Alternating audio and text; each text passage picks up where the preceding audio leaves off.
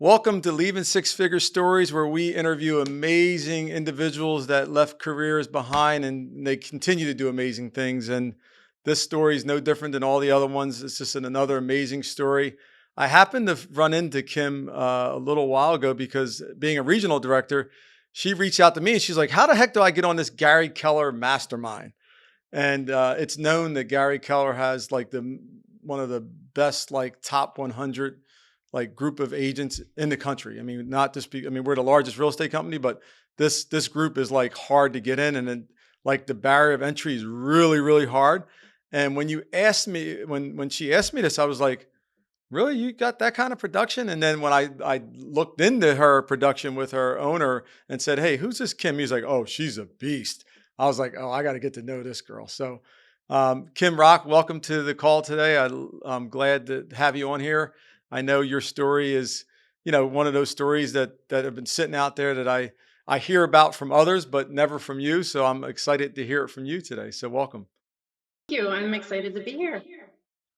So Kim, real quick, since I talked about the Gary Keller Mastermind, was that a goal always, or when you knew you were in sight? Like, how'd that come about to even get Yeah. your mindset? So I didn't it was not a goal always. I didn't even know it was a thing until my maps coach mentioned it.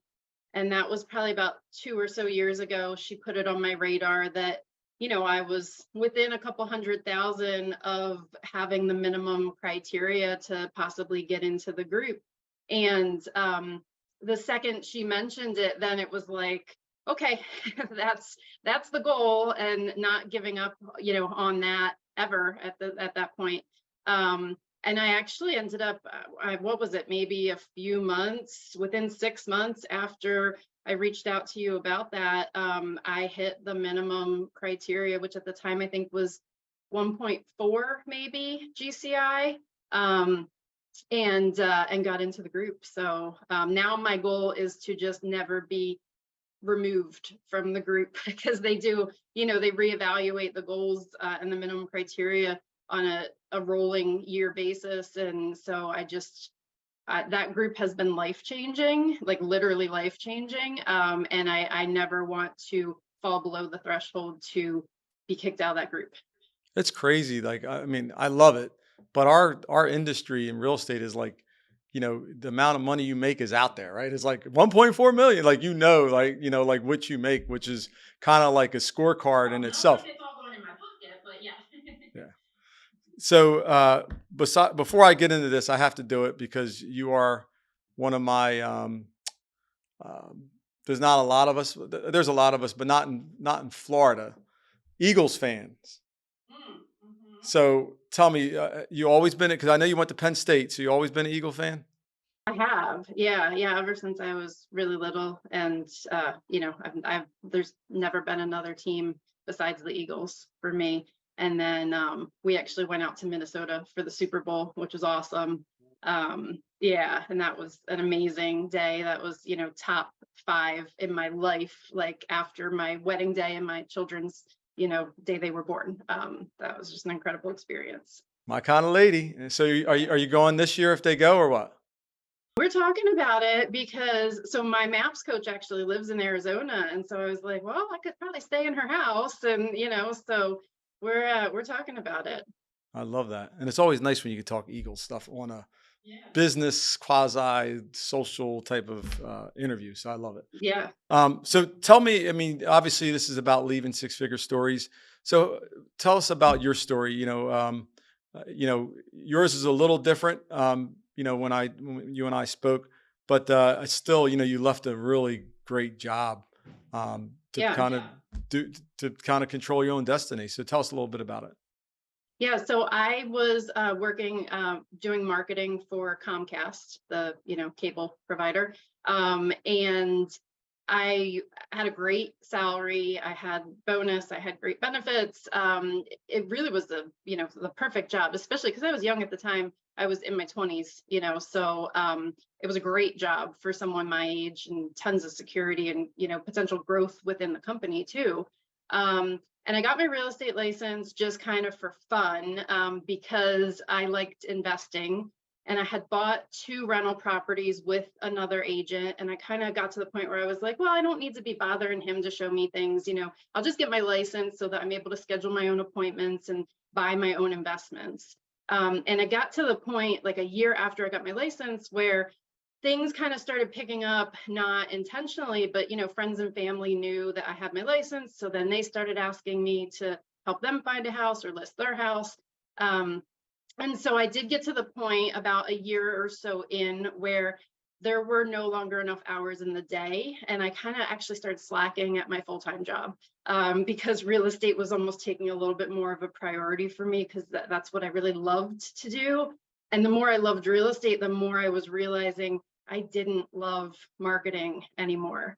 And so I, had that moment where it was like, I either need to put real estate on hold because I'm not keeping up with my full-time job, or I need to take a leap and leave, this amazing full-time salaried, great benefits position and see what happens with real estate. So I left my full-time job. Wow, it you brings back so many memories for me, um, because you kind of fell out of love with one career and fell in love with another career. So, what's your were you married at the time? So yeah, we were engaged. We weren't married Okay. yet.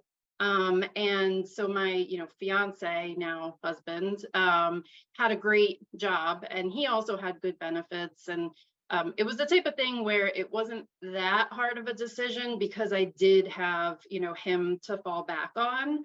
And I don't know, if I had kids at the time, if it was, 10 years later, would I have made the same decision? I see how it can be, very hard for people, especially if you're trying to support a family, or if I had been the only one in the relationship with benefits, like I can see how that, that's obviously a very difficult decision when you have children involved. So I was fortunate enough that we had just gotten engaged. We were getting married, the next year.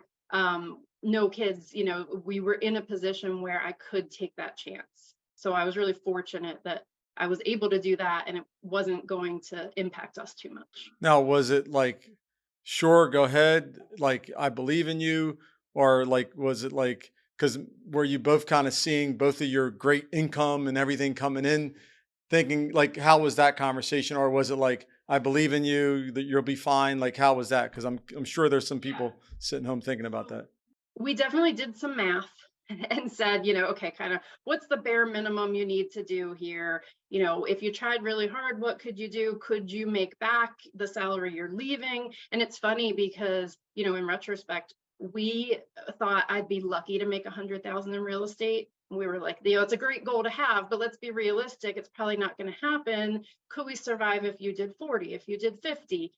So we had these like little goals, that I was just trying to make work, with it in the, back of my mind that I probably could go back to something in marketing if I couldn't sell 40 or 50, a year in real estate. And then, my first year in real estate, I did that no problem. And then every year kind of kept compiling after that. So there was definitely no looking back. Now, was there a time? I always ask this question. Was there a specific time? I know when I left, there was some big events that happened that I was like, I need to get out of here because I might get myself killed because of the line of work I did. I know it wasn't the case for you, but were there's some time where you're like, you know what, like I need more freedom, or this is just, this is not from like, was there certain like a certain incident that happened, or was it gradual? Like, how was it for you? So yeah, two things. One being since we had gotten engaged and we were getting married and we started obviously talking about the future and kids, it was certainly a factor that I didn't really want to work a 9 to 5, having a baby, and I wanted to potentially be able to have some more flexibility. When I was little, my mom came to everything that I had, all the school plays and everything. And so I was, kind of wanted to model being that kind of mom that she had a full-time job, but she was able to make it so that she, worked full-time and came to everything. And so that was important for me going forward. And we started having that conversation that, real estate would give me that flexibility. Whereas the full-time marketing job didn't give me that flexibility. Not that we had kids at the time, but it was something that was on our radar, after we got married. And then the second thing though that happened actually was Comcast was doing some major layoffs. And so I did not get laid off, but one of my good friends, Mike, got laid off, and Mike had two boys and they were young. And so it was a big deal that he got laid off. And I said to him, listen, I'm thinking about leaving and you just got laid off. We had a really great boss at the time. I said, could we go to him and see if they could undo it? Like, could you keep your job and I get laid off instead? Because here I am thinking of leaving and you're the one that just got let go. So we actually went to our boss and he switched it. And he kept him instead of me. And I kind of then, it was like voluntary layoff and got to leave a position for someone that really needed it, which, was like a miracle for both of us. That's such a cool story. Yeah. People don't get the credit for things like that. There's some people are a little selfish, and just worry about them. And the fact that you even thought about a friend knowing that, where you were, even though you maybe you weren't 100% sure, but you were like, I know it's going to happen where he needs it. That's a really cool thing. Yeah. And I'm assuming, now kind of fast forward, we talked about your old career. So your new career, you said you had some early success. So what's been your thing there? So you had some early success. Now, do you have a team or you're individual? Like, what's your business look like? Yeah, I have a team, and currently I have six buyer's agents and three admin on the team. So I started as a solo agent. Well, actually, quickly joined a team that a friend of mine had, and was on his team for a few years. And then he left to go open a commercial brokerage, and I didn't have any interest in commercial. So I decided to stay. And at that time, a friend of mine had just joined our office and was actually also on his team. And so it kind of made sense in talking about it. If he was going to leave and open a commercial brokerage, that now would be a good time for me to start a team. And our friend who had just joined us, could be on my team. And so at that point, and that was around 2015 ish. Yeah, 2015. I started my team, and it, kind of wasn't by the book at all. It was not, an MREA team, but it was just kind of, well, we're friends and our team leader's leaving, let's be a team. So we we started out that way, and then slowly I realized, okay, you need some systems and you need some admin support, and then started doing the team the right way. And now, have grown to the six agents on the team currently. So, since this is not just a real estate podcast, this is really for all industries. So, you said the MREA. So, could you explain that in the systems part? Because maybe they don't know. What's that mean? Yeah, so that's Gary Keller's book, The Millionaire Real Estate Agent. And it's just kind of, like the Bible of Keller Williams, and not even just Keller Williams, but real estate agents everywhere, just kind of teaching you, how to have processes and systems and the right way to go about doing things in this business to really treat it like a business versus a hobby. Oh, I love that. And that's the thing. I think people don't understand is some people they run a dual career like it's a hobby, and some like it's a career. And listening to you, you obviously you made the transition sooner, but you obviously had some early success, started to fall in love with it, and then I guess you, from what I'm hearing, you started to see like, wow, I'm pretty good at this thing, and you're making money. So I know you had a lot of accomplishments. So when you think back of your real estate career thus far, what are you most proud of that you have accomplished so far? Um, I mean, definitely getting into Gary's group, like we said, that's probably my biggest and most important and impactful accomplishment. And I think currently having the team and having, I have a handful of agents on the team that had other careers before this that also took a leap of faith and left their full-time jobs. And so for me to be someone that is able to provide them, with this type of life and these opportunities. And, there's a lot of new agents that flounder. And I have a handful of agents on my team that were brand new, and just bringing them into the team help their real estate business grow and help them make actual careers of this, and get past hurdles that other agents might have. And so for me to be able to do that for them and then watch them grow, and watch them have the lives that they want to have and not be stuck at a desk and spend time with their families and take vacations and buy investment properties. I think that's been the biggest thing for me. Being an investor, I'd be remiss not to ask you this. So, how's your investments look nowadays? Because I know you kind of started off like that. So, what are you flipping? Are you holding? Like, what's going on with your investment part of your world? We've done a little bit of everything. We mostly hold and put long-term tenants in, but we do have a couple short-term rentals now too, like Airbnbs. And we flipped our first house last year. So Was that yeah, fun?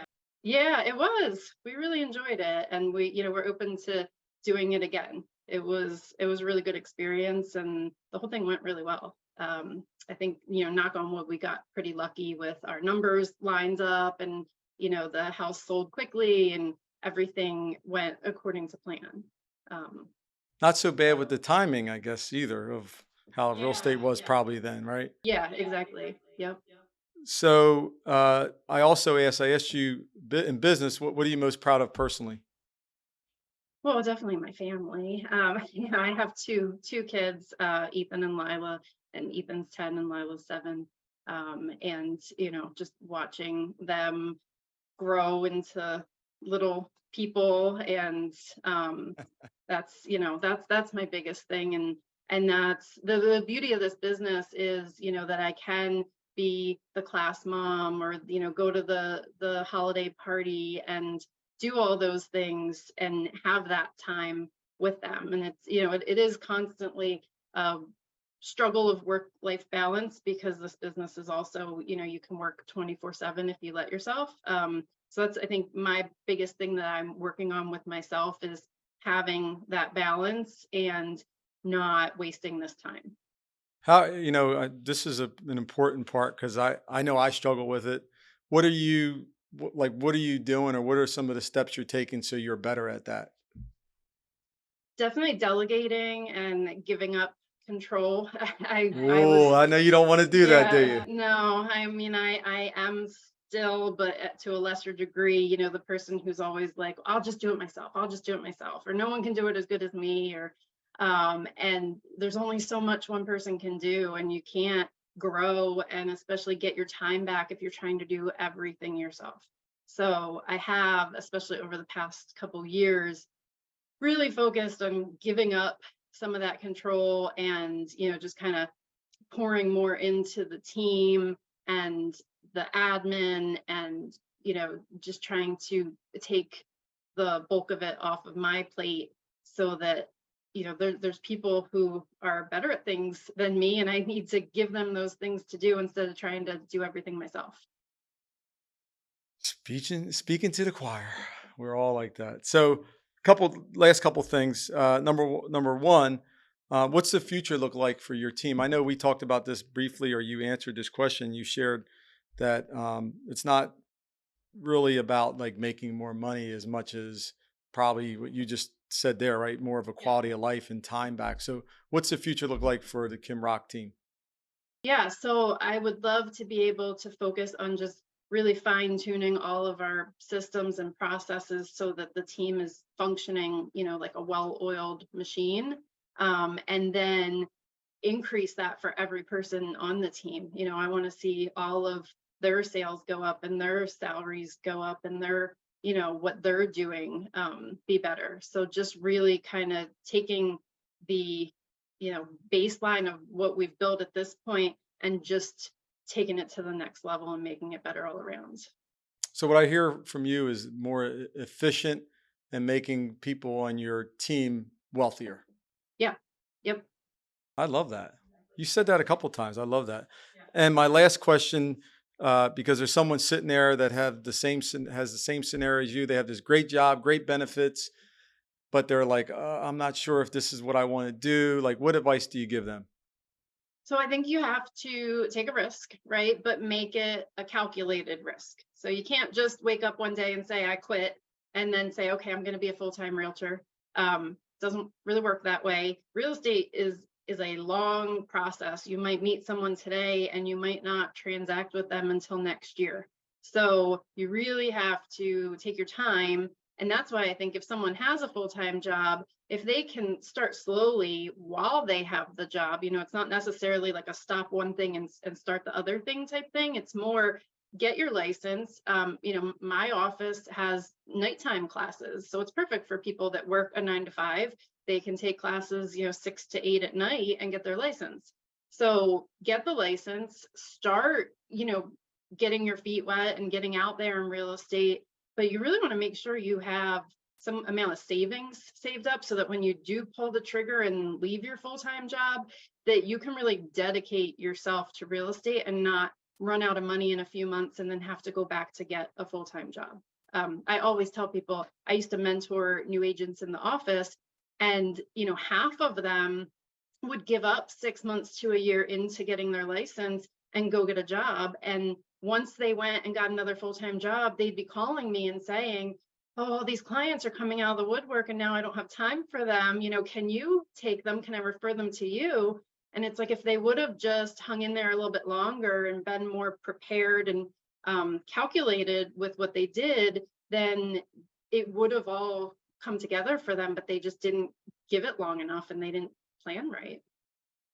You said something that I hear so many times is, and I even said in my book, like you have a plan, right? Have your reserves, talk to other people that you respect, and their advice is something that you're like, oh, that makes sense. But nothing is just don't just do it like, oh, I'm out of here, right? Like that's just the silliest thing. And even for you, which is some people might have the scenario where you had um, like my wife kind of when she left her job years ago, because of that I had the security, she could do whatever it was she wanted, right? She decided she wanted to be home with the kids. She was able to make that decision. You said you kind of had that because your fiance, now husband, had that. So everyone has a different scenario, and you have to kind of play to that scenario, right? You have to, okay, this is the card I'm dealt with. This is the plan I have. And everyone's plan is different. But I love that you said, I think all plans still have what's your budget, what's the plan in place, and then you go. And then I think the last one that we all talk about, eventually you have to act, right? Action. Yeah, you can't just sit there paralyzed by fear. You have to take a chance and see if it works. Well, what I will tell you is I'm impressed watching you. I might not tell you all the time, but thanks for doing what you do. You motivate a lot of women in our region by your accolades and how you do it and the classiness of your business. And I enjoy your being an Eagles fan because I watch you at the games and you inspire me that, there's just a lot of fun. We just don't have to work hard. We also play hard. So I like to see that fun part of you as well, because you're not just a businesswoman, you're an Eagles fan too. So Except that this year they've only lost 3 games and I was at 2 of them. So I'm starting to feel like I'm bad luck. So I'm not allowed to go to any. do I'm not not going go. next Yes, week. Yeah. please stay home, I'm staying enjoy home it. next week. If Yep. you have tickets, sell them, make I some don't money have off of them. tickets. I won't get tickets. If someone tries to give me tickets, my answer is going to be no. I'm not going. Well, you heard it here. She is not going. She's staying home so we can win. Yes. Well, Kim, thank you so much for being here. I appreciate you. Keep doing what you're doing. You're an inspiration to a lot of folks out there. So thank you. Thank you. And thank all of you for watching another episode of Leaving Six Figure Stories. And if you want more of this great content, please tune in to one of our shows. We got many great interviews and it's a lot of fun. So tune in and you'll hear some great stories. Thank you.